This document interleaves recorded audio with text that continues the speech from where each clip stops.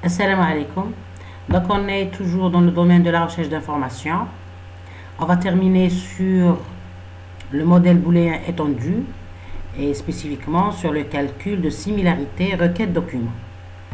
Bien. Donc on va se rappeler que veut dire le modèle booléen étendu ou bien on dit pondéré.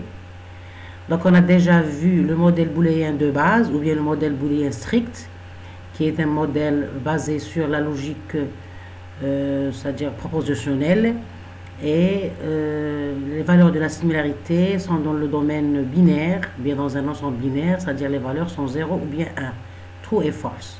Donc on a vu les inconvénients du modèle de base, ou bien du modèle booléen strict. C'est pour ça, c'est-à-dire l'amélioration apportée au modèle booléen de base a généré le modèle booléen étendu, ou bien pondéré. Donc, c'est quoi le modèle booléen pondéré? C'est une extension ou bien une amélioration du modèle booléen en intégrant des pondérations dénotant la représentativité d'un terme pour un document. Donc, chaque terme dans un document, il a un poids ou bien une pondération. Donc, je vais vous laisser dans la description les liens des vidéos qui ont, c'est-à-dire où j'ai expliqué le modèle booléen de base. On a vu ses avantages et ses inconvénients. Et puis, aussi le lien du modèle booléen étendu, on l'a déjà vu dans une vidéo précédente. Dans cette vidéo, on va voir, c'est-à-dire comment calculer la similarité, ou bien quelles sont les règles utilisées pour mesurer la similarité requête-document, pour pouvoir bien sûr, c'est-à-dire satisfaire la requête et donner les documents pertinents.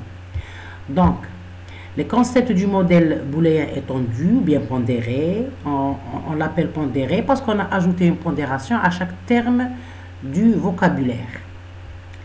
Donc on a ici le vocabulaire T qui est formé des ensembles de termes T de I, avec I c'est un indice qui c'est-à-dire prend ses valeurs de 1 jusqu'à N. Donc le grand T c'est le vocabulaire, c'est l'ensemble des termes d'indexation ou bien les termes TI qui indexent les documents du corpus. Bien. Il y a aussi l'ensemble D qui est formé des documents des J avec J allant de 1 jusqu'à M. C'est l'indice qui prend ses valeurs de 1 jusqu'à M.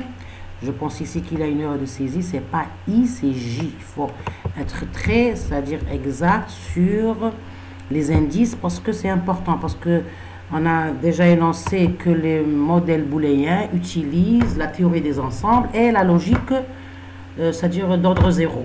Ou bien la logique de boule. Bien. Donc on a ici l'ensemble D qui est formé des documents des J. Avec J, c'est l'indice qui prend ses valeurs de 1 jusqu'à N. Donc vous voyez la différence entre, c'est-à-dire on a N termes d'indexation et on a M, c'est-à-dire la dimension du vocabulaire c'est N et la dimension du corpus c'est M. Bien. Donc D c'est l'ensemble des documents des J du corpus. Donc ces données-là sont similaires au modèle booléen strict ou bien au modèle booléen de base. Donc la différence, c'est une fonction W qui est un poids. C'est le poids de chaque terme dans le vocabulaire T. Donc cette fonction, bien cette pondération, on la note W. Donc elle prend ses valeurs bien. C'est une fonction c'est-à-dire de l'ensemble des termes ou bien le vocabulaire grand T dans l'ensemble 0 et 1. Donc la pondération, elle est, c'est-à-dire elle prend ses valeurs dans l'intervalle 0 et 1. Donc c'est une fonction qui pour chaque terme TI du vocabulaire T donne le poids de ce terme dans des J de D, c'est-à-dire du corpus D. Donc le poids vaut 0 pour un terme non présent dans le document. Ça c'est pour généraliser le calcul. Donc dans le cas où le terme n'existe pas dans c'est-à-dire un des termes du vocabulaire n'existe pas dans un document DI, alors il a comme valeur 0. Entre autres, c'est la valeur WIJ, avec I c'est le document et J c'est le terme.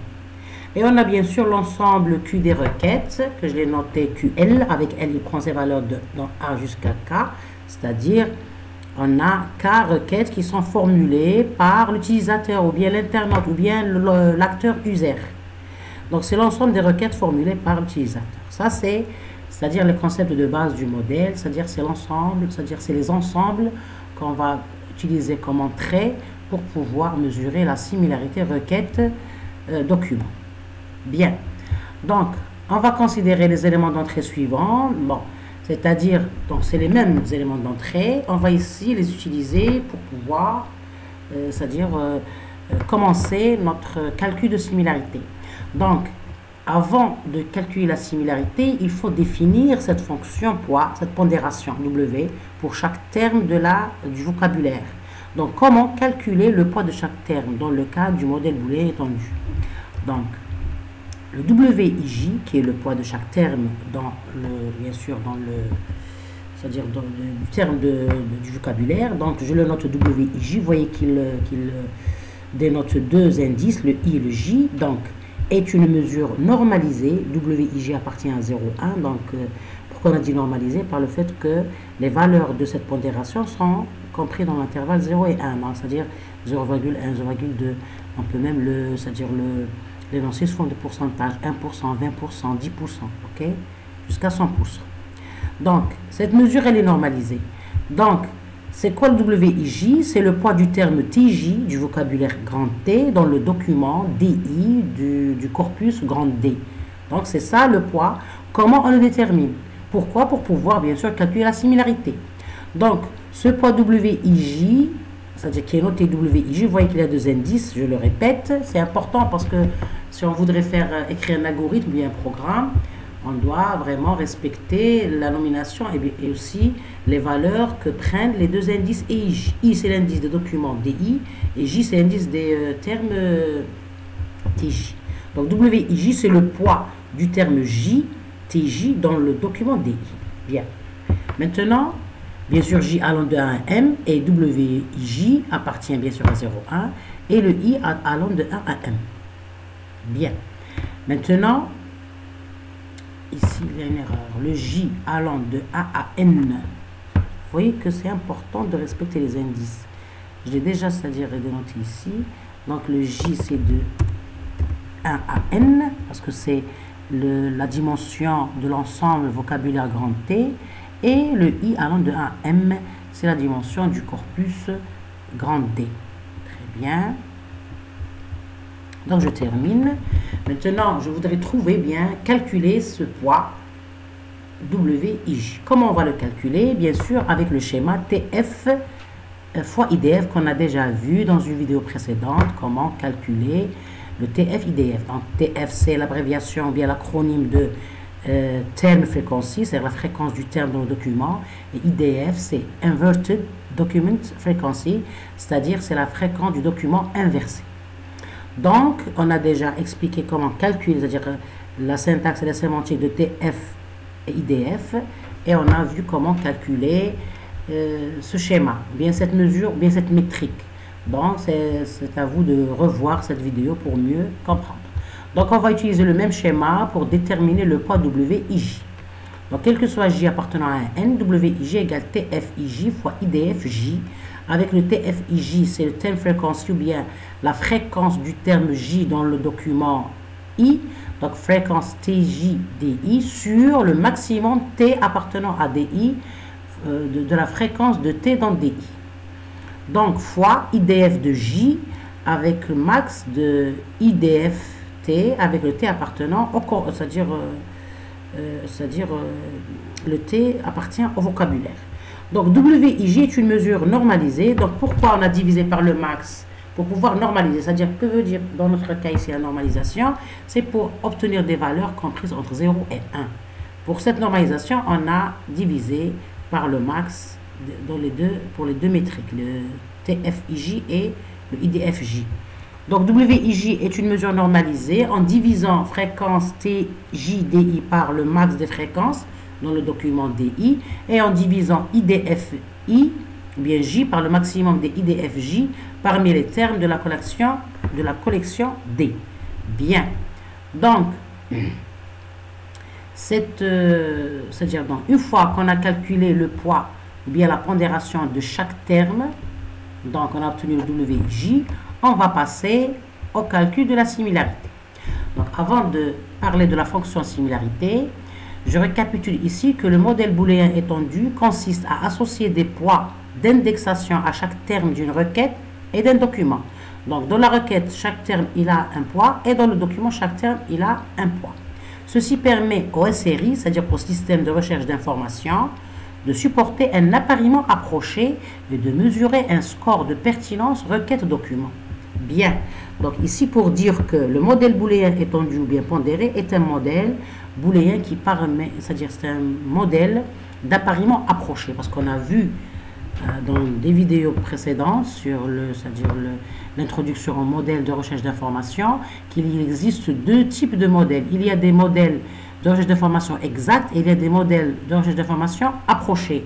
Donc le modèle booléen strict ou bien de base, c'est un modèle d'appariement exact. Et le modèle booléen étendu, c'est un modèle d'appariement approché parce qu'on a des mesures qui ont, c'est-à-dire des pourcentages. Alors que dans le modèle étendu, dans le modèle booléen strict, on avait vu que la similarité consiste à donner 1 ou 0. Ou bien le document contient le terme, ou bien ne le contient pas. Vous voyez? Donc, c'est ça. C'est pour dire que le modèle booléen étendu est un modèle qui permet un appariement approché. Très bien. Donc, ceci permet au SRI, système de recherche d'information, de supporter un appariement approché et de mesurer un score de pertinence, ou bien une similarité, requête, document. Parce qu'on a vu qu'il y a plusieurs terminologies vis-à-vis de la fonction de similarité.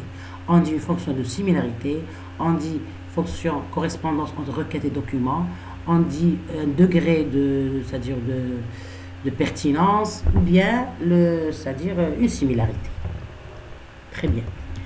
Donc, dans le modèle booléen pondéré, la fonction de correspondance ou de similarité, premièrement, elle est non binaire. Parce que dans le modèle booléen de base, elle était binaire. C'est-à-dire, elle prend ses valeurs dans le 0 et 1. Ou bien 0 ou bien 1. Dans le cas du modèle booléen étendu, non, elle est non binaire parce qu'elle prend ses valeurs dans l'intervalle 0 et 1. Donc, qui dit intervalle, c'est-à-dire c'est 0, c'est toutes les valeurs comprises dans l'intervalle 0 et 1. C'est 0, 0,1, 0,2, 0,222, 226, 0,3 jusqu'à 1. Donc, elle est non binaire. Le fait que les valeurs sont différentes du 0 ou du 1. C'est-à-dire, c'est pas booléen, c'est pas true, false. C'est des valeurs comprises entre le 0 et 1, bien sûr le 0 compris et le 1 compris. Pourquoi le 0 compris? Parce qu'on a dit que dans le cas ici comme remarque, dans le cas où, c'est-à-dire le document ne contient pas, on a vu ici,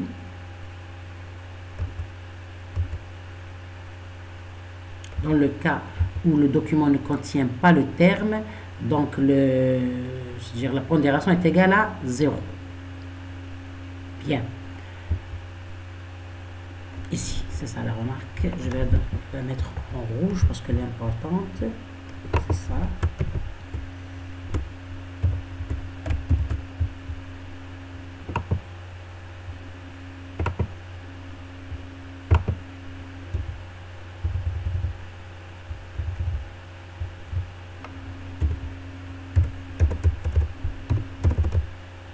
Bien. Donc, le poids vaut 0 pour un terme non présent dans le document. Donc, la valeur minimale, c'est 1. La valeur minimale, c'est-à-dire de la fonction de similarité, c'est 1. C'est 0. Et le maximum, c'est 1.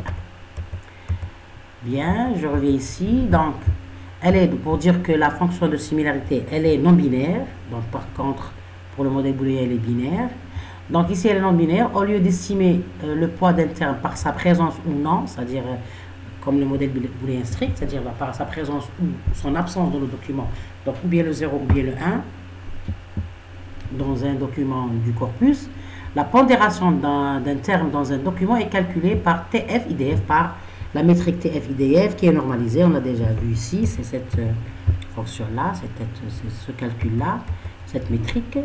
Donc la pondération de chaque terme, elle est calculée par bien la pondération, donc on dit la pondération, bien le poids. Chaque terme est calculé par la métrique TF-IDF normalisée, c'est-à-dire les poids d'un terme dans un document appartient à l'intervalle 0 et 1. Je le répète toujours, c'est toujours bien d'y insister pour mieux comprendre. Donc cette correspondance est basée sur une fonction de similarité ou bien un score de similarité ou bien, c'est-à-dire un degré de pertinence noté SIM ou bien RSV, comme on l'a déjà vu, il y a plusieurs terminologies. Donc dans mon cas, dans ce cas, je vais utiliser SIM, la fonction, je vais noter la fonction de similarité par SIM. C'est une fonction qui, c'est-à-dire qui est définie dans c'est-à-dire de l'ensemble des croix Q vers l'intervalle 0 et 1. Donc, on calcule, bien on mesure la similarité requête document, donc c'est D croix Q, et sa valeur, elle est prise dans l'intervalle 0 et 1. Donc, c'est une valeur normalisée. Donc, sim est mesurée avec les règles pour les opérateurs logiques, la disjonction, le ou, la conjonction, le et, la négation, le non. Donc, vous voyez que c'est toujours le modèle booléen. Il utilise la logique de Boole avec, bien sûr, les opérateurs de base qui sont la conjonction, la disjonction et la négation. Mais, au lieu d'utiliser le calcul binaire, le 0 et le 1, on utilise une pondération qui a des valeurs différentes appartenant à 0 et 1. Donc, cette fonction sim, elle utilise des règles dans ce cas, puisqu'on a, c'est-à-dire, puisque le calcul est non binaire. Donc, quelles sont ces règles-là? Il y a deux versions de règles, c'est-à-dire deux versions pour calculer cette similarité-là, dans le cas de la disjonction, la conjonction et la négation. La première version, c'est la définition d'une mesure de similarité pour traiter une requête. On utilise des formules inspirées de la logique floue, avec, bien sûr, dans cette formule-là, c'est-à-dire dans cette illustration que j'ai empruntée à la bibliographie 1. Donc, on va utiliser A et B comme étant des termes qui appartiennent, bien sûr, à l'ensemble du vocabulaire qui est le grand T. Et on va essayer de calculer la similarité en cas de la conjonction, disjonction et négation. Bien sûr, c'est-à-dire à ce stade-là, lorsqu'on voudrait calculer cette similarité, c'est sûr qu'on a les poids de chaque terme dans le vocabulaire. Donc, on a déjà calculé pour chaque terme cette métrique-là. Pour chaque terme J, on doit calculer le WIJ, le poids du terme dans le document, du terme J dans le document I. Vous voyez, du terme TJ dans le document DI. Donc, une fois qu'on a le tableau qui contient ce poids de chaque terme, on va essayer de calculer la similarité requête document. Donc, pour calculer la similarité, premièrement pour la conjonction, donc on a la première version pour le calcul. Donc, sim1, c'est la première version, sim c'est la fonction similarité, du document D et de la requête qui est, puisque c'est une conjonction sous forme de A et B. On a une conjonction entre les deux termes A et B. Donc, comment on le calcule? C'est le minimum du poids du terme A dans le document D et entre le poids du terme B dans le document D. Donc, on prend le minimum dans le cas de la conjonction, du et. Dans le cas de la disjonction, le ou, c'est la même chose, mais on prend le maximum. C'est le maximum entre le poids du document, du poids du terme A dans le document D et le poids du terme B dans le document D. Ça, c'est le cas élémentaire. On a des termes. Notre requête, c'est un et entre deux termes, parce qu'on peut avoir un et entre d'autres requêtes. On va voir ça par la suite. Ici, je suis en train de donner les règles dans le cas de l'unité. Maintenant, pour la négation, donc c'est sim1 du document D avec la requête sous forme de non A. On a le A, c'est le terme. Donc, c'est 1 moins le poids du terme A dans le document D. Donc, il faut respecter ces règles-là pour calculer la similarité.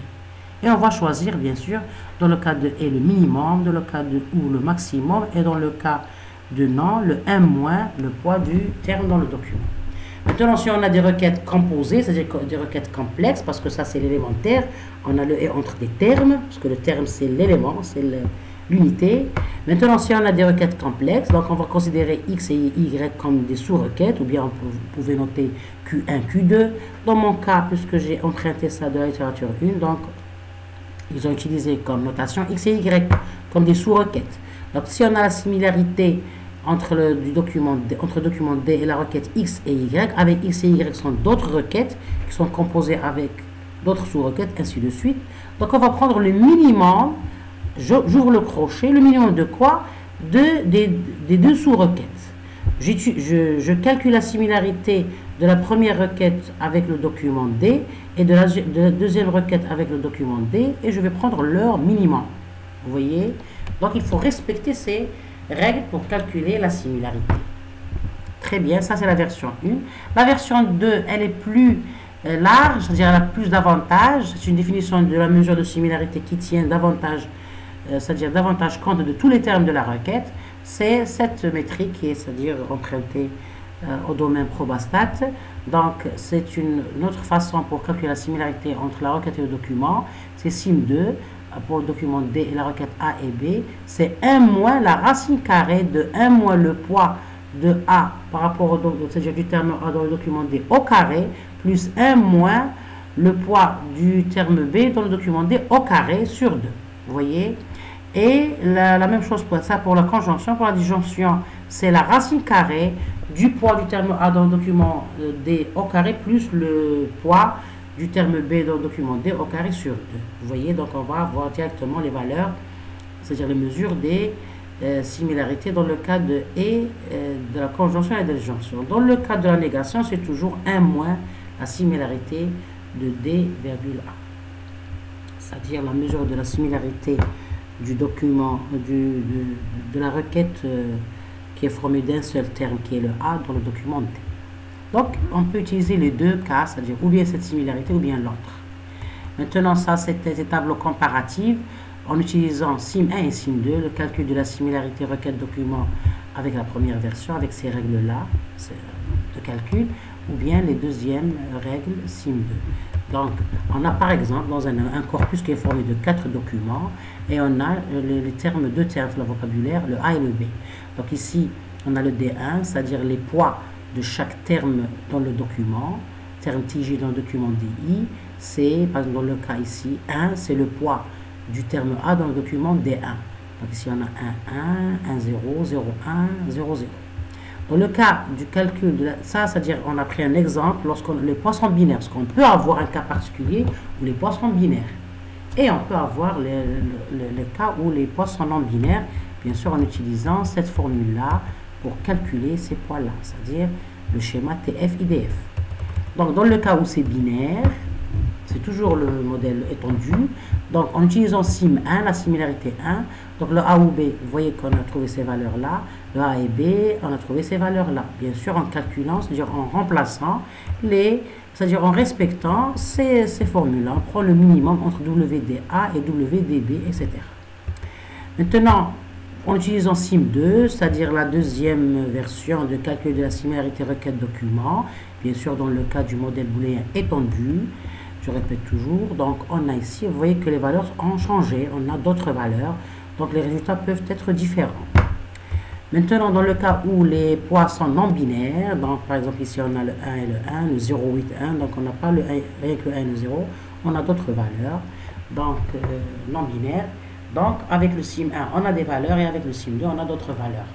Donc vous voyez que c'est selon la métrique que vous utilisez ou bien la règle de calcul que vous utilisez pour calculer la similarité que vous aurez des résultats, des documents pertinents vis-à-vis de la requête formulée par l'utilisateur. Bien. Donc, maintenant, avant de traiter chaque requête, lorsqu'on a une requête composée, c'est-à-dire comme ici, composée, c'est qu'elle est formée de plusieurs sous-requêtes. On a des requêtes complexes, on appelle ça des requêtes complexes ou bien des requêtes composées. C'est-à-dire le lien ou bien la conjonction n'est pas entre les termes, entre d'autres requêtes. Donc, on doit toujours développer la requête pour pouvoir appliquer c'est-à-dire le SIM1 et le SIM2. On doit, parce que vous voyez que les règles de calcul sont données pour une requête qui lie deux termes. Donc, il faut toujours développer ou bien simplifier la requête complexe pour pouvoir utiliser ces formules-là. Donc, pour traiter une requête complexe, il faut la développer en unité en générant un arbre de requête, bien l'arbre des opérations. Donc, par exemple, ici, on a cette requête-là. Vous voyez qu'elle est composée, c'est-à-dire on a déjà, ça c'est une requête Q1 par exemple. Q1 ou un terme C. Et tout ça, c'est Q3 par exemple, et une autre requête qui est formée de non D. Vous voyez, donc c'est une requête composée. Donc il faut la développer, c'est-à-dire la simplifier pour avoir, c'est-à-dire les liens entre les termes, les liens de conjonction, bien disjonction ou bien négation entre des termes et pas des sous-requêtes. Donc l'arbre de requête est le suivant. Donc on doit voir les parenthèses. Ça, c'est des notions que vous avez vues déjà dans le module logique, la logique de Boole, pour satisfaire une proposition logique.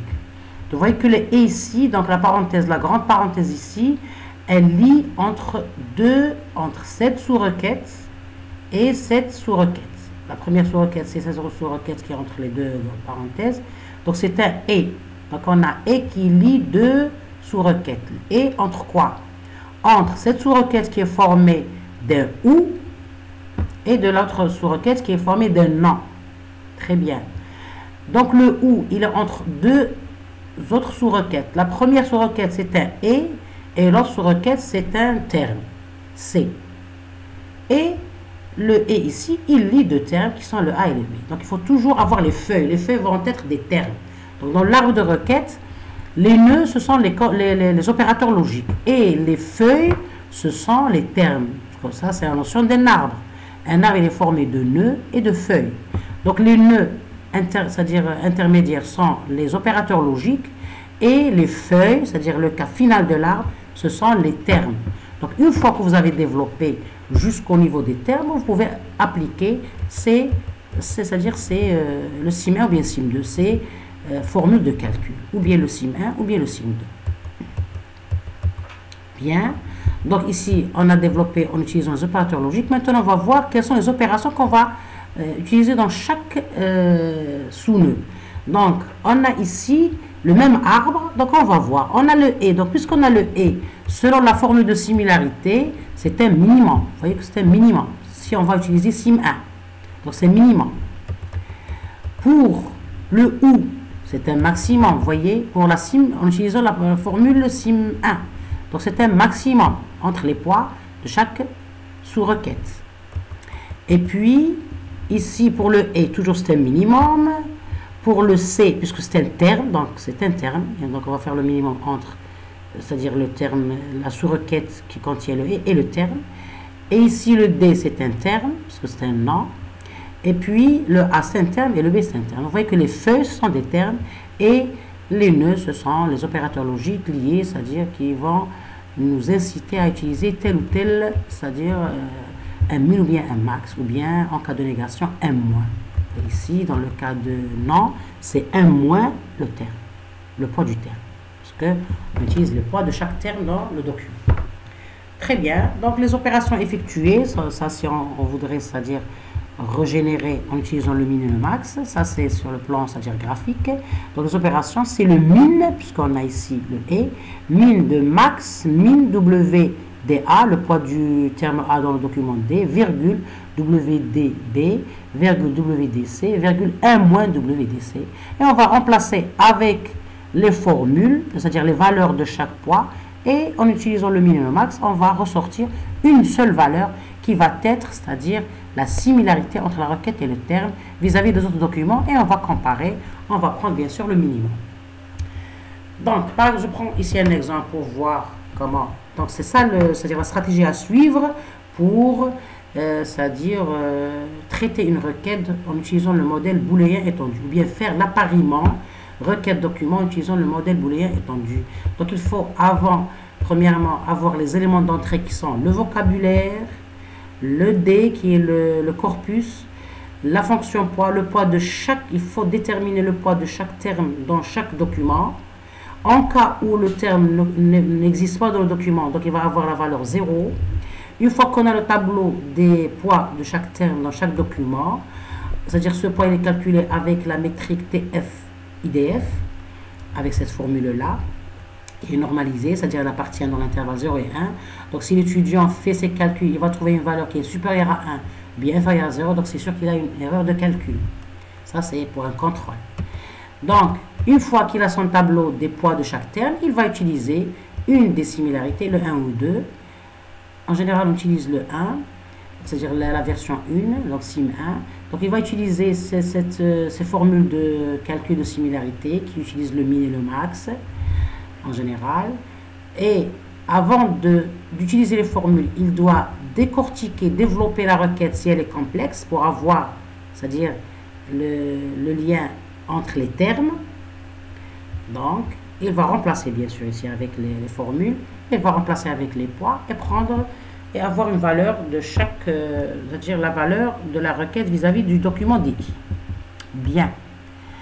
Donc, par exemple, ici, on a un corpus qui est formé de 4 documents, D1, D2, D3, D4. Donc, j'ai donné ici, sous forme, c'est dans l'ensemble, j'ai intégré le poids de chaque document vis-à-vis de chaque terme vis-à-vis du document. Je pouvais donner un tableau ici, c'est-à-dire qui indique qu'il y a 2 colonnes, les documents et les termes, et donner le poids de chaque document dans un terme. On va faire d'autres exercices et je vais, c'est-à-dire je vais proposer une autre façon de présenter les termes et leur poids. Donc ici, cela veut dire que le document 1 D1 il est formé de deux termes qui sont le BD et l'XML. D2 c'est BD XML. D3 BD et réseau. Et D4 c'est XML. Ici, avant le slash, c'est le 1. Le 1 c'est le poids du BD dans le document 1. 033 c'est le poids, c'est-à-dire c'est le WIJ, c'est-à-dire c'est le W1, 2, si on va considérer XML comme le deuxième terme. Vous voyez? Donc c'est le poids du terme XML dans le document D1, c'est 033, ainsi de suite. Donc on a ces données-là d'entrée qui sont le document. Vous voyez qu'on a le corpus D1, D2, D3, D4. On a le vocabulaire qui est formé de BD, XML, réseau. Et on a le WIJ qui est le 1, 033, 1, 1, 025, 1 et 1. Très bien. Donc on va utiliser le modèle booléen étendu pour traiter la requête Q égale à BD ou réseau et non XML. Vous voyez qu'on a utilisé des termes dans le Q. Donc le Q c'est une requête complexe parce qu'elle contient cette requête, ce sous-requête là qui est formée d'une disjonction entre deux termes BD et réseau, et puis une conjonction entre cette sous-requête et la sous-requête qui est le non XML. Très bien. Donc comme on l'a déjà dit, il faut décortiquer, c'est-à-dire sous forme d'arbre ici pour ne pas, c'est-à-dire faire des erreurs, sous forme d'un arbre de requête ou bien l'arbre des opérations. Et puis on va remplacer avec, ici j'ai utilisé sim1, le max et le min. Je vais remplacer dans la requête D1, vis-à-vis du premier document D1. Par exemple ici, j'ai fait ça pour le document D1, on doit faire la même chose pour tous les documents. Donc vis-à-vis du document D1, comme à titre d'exemple, donc sim1 D1Q, ça c'est j'ai utilisé, c'est-à-dire sim1, la première version de la calcul de la similarité, cette version-là. Donc vous pouvez toujours utiliser résoudre l'exercice avec la version 2 si vous voulez et faire la comparaison, comme on l'a fait ici en tableau. Donc, bien. Donc, vous voyez que il faut respecter les parenthèses. C'est très important pour ne pas avoir des erreurs. Sinon, tracez votre arbre pour avoir à quel niveau vous utilisez des min et des max. Donc, c'est min, max, poids BD D1, poids réseau D1, 1 moins, parce qu'on a une négation, non XML. Donc, au début ici, puisque c'est le et, on va prendre le minimum. Puisque ici, c'est le ou, c'est le max. Ici, on a le et, c'est le minimum. Et c'est en négation, c'est 1 moins poids XML. En remplaçant avec les poids, bien sûr, qui sont ici donnés, le 1, 0,33, 1, etc., avec des valeurs, les instances. Donc, on a obtenu 0,67. Et bien sûr, en respectant le min et le max, on a trouvé le 0,67. Donc, comme réponse vis-à-vis du D1, parce que ici, le corpus, c'est 4 documents. On doit faire la même chose pour tous les documents. Pour le D1, on a remplacé, on a calculé la similarité, on a trouvé 0,67. Donc, vous voyez que c'est une valeur qui est comprise entre 0 et 1. Par contre, dans le modèle booléen strict ou bien de base, on trouvait que le 0 ou bien le 1.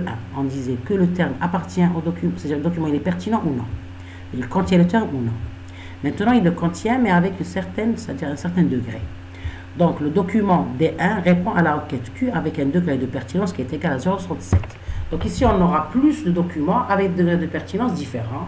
Et on aura bien sûr un ordre chronologique, c'est-à-dire qui va nous lister le document pertinent, le moins pertinent, et ainsi de suite. Ça, c'est sur le plan requête, c'est-à-dire sur le plan mesure de similarité. Maintenant, la réponse à une requête est l'ensemble flou des documents affectés, chacun d'un degré d'appartenance égal à la similarité avec la requête. Donc, on a vu déjà, comme on l'a vu pour le modèle booléen, il y a le traitement de la requête vis-à-vis de le calcul de la similarité, et il y a aussi le calcul vis-à-vis de l'utilisation des ensembles, c'est-à-dire en utilisant les opérateurs entre les ensembles, qui est l'intersection, l'union et la différence. Donc ici, la réponse à la requête Q, c'est l'ensemble des documents qui répondent ou bien qui ont une similarité telle façon que le D appartient à grand D. Donc dans notre cas, la réponse de la requête BD ou réseau et non XML, c'est, on a pour le D1 la similarité c'est 0,67, pour le D3 la similarité c'est 1. Donc on va D1 qui parle un peu de XML qui est égal à 0,33 répond donc beaucoup à la requête non XML parce qu'on a le non. Donc vous voyez que c'est-à-dire on calcule la similarité et puis on va donner la liste des documents cette similarité va nous permettre de lister la liste des documents qui satisfassent au mieux la requête de l'utilisateur. Donc on va lui donner une liste de documents pertinents avec des degrés de pertinence différents. Donc ça, c'est un ensemble de références bibliographiques que j'ai utilisées pour développer ce cours. Je vais vous laisser les liens dans la description. C'est toujours bien de les consulter pour mieux comprendre en détail les différentes étapes du calcul, bien de mesurer la similarité requête-document dans le cas du modèle booléen étendu ou bien pondéré qu'on choisit comme modèle d'appariement ou bien de matching, vous voyez. Donc on dit appariement, ou bien matching, ou bien étude de correspondance, requête document. Donc en récapitulant, on va dire que le modèle booléen étendu et pondéré, il prend en considération la pondération de chaque terme dans un document. Donc il va nous donner une liste de documents qui varie dans le degré de pertinence. Et puis, il est plus évolué par rapport au domaine, au modèle booléen strict. Et puis, le modèle booléen strict, c'est un modèle booléen qui permet, c'est un modèle qui permet l'appariement exact, et le modèle booléen étendu est un modèle qui permet l'appariement approché. Donc, on va revoir d'autres exercices différents pour mieux comprendre ce modèle, parce qu'il est très utilisé. Les grands navigateurs comme Google, Yahoo, Opera utilisent le modèle booléen étendu, comme je l'ai déjà cité dans des cours précédents. Donc, pour mieux comprendre cette vidéo, il faut consulter la vidéo concernant le modèle booléen strict avec l'exercice corrigé, et aussi le modèle booléen étendu sur le plan de définition, et on va faire d'autres exercices sur le même modèle. Donc je vous remercie et à la prochaine vidéo.